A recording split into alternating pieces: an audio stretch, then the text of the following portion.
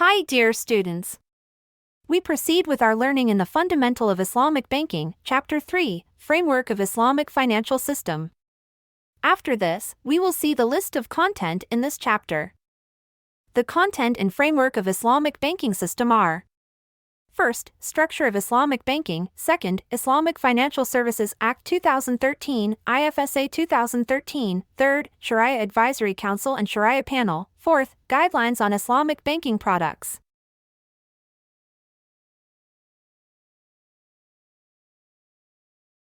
Okay, now, we are going to discuss the structure of Islamic Bank. Okay, here is the structure of Islamic Bank, full-fledged. Under Managing Director, there are Manager Director, Managing Director Officer, and Shariah Supervisory Board. Please see this graph. This is the structure of Islamic banking scheme.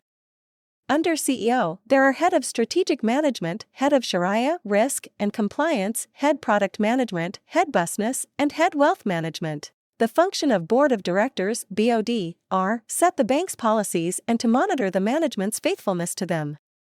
To plan the future and resolve current problems. To give advice, make judgment and oversee the commitment of corporate resources.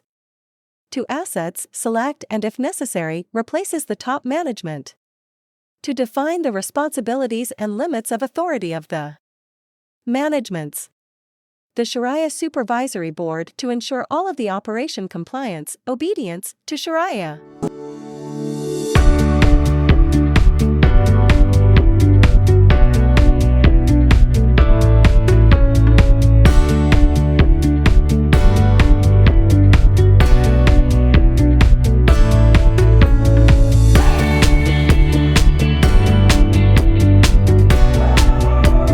Okay, we move to the Islamic Financial Services Act, IFSA 2013.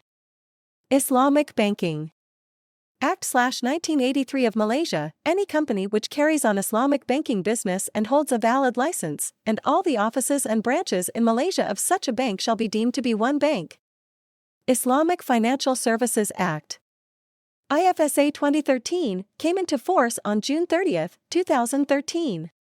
Sets out a new dimension of regulatory framework for Malaysia's Islamic financial sector with the principal regulatory objectives of promoting financial stability and compliance with Shariah.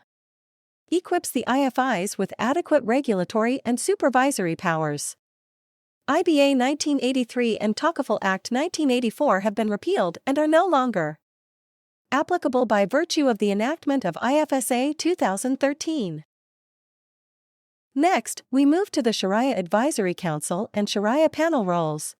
The objectives of Shariah governance are: sets out the expectations of the bank on an IFI's Shariah governance structures, provides a comprehensive guidance to the board, Shariah committee and management of the IFI, and outlines the functions relating to Shariah review, Shariah audit, Shariah risk management and Shariah research.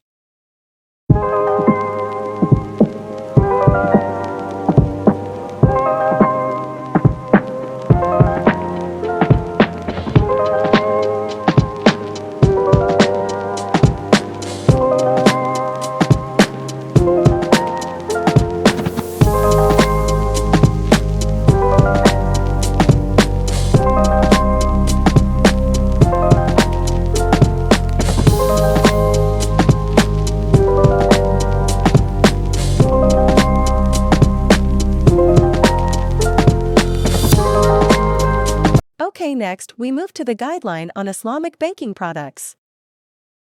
Okay, under the scope of Shariah governance, there are 8 steps need to be followed. Guideline on Islamic Banking Products. The scope of Shariah governance framework in IFIs involves a systematic process and requires involvement of numerous organs of governance. Phase 1, Step 1 to 6. The ex-ante Shariah compliance aspect, which includes product proposal, legal documentation, Shariah review and procurement and dissemination of Shariah rulings. Phase 2 Steps 7 to 8 The ex-post process, which involves periodic and annual Shariah review. Here, we proceed to the characteristic of Islamic banking and conventional goals and objectives of Islamic banking. These are few guidelines of Islamic banking.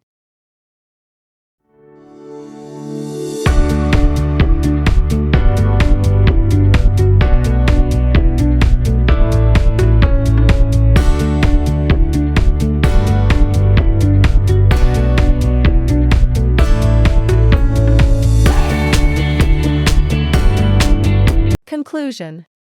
Thank you for your attention. Bye.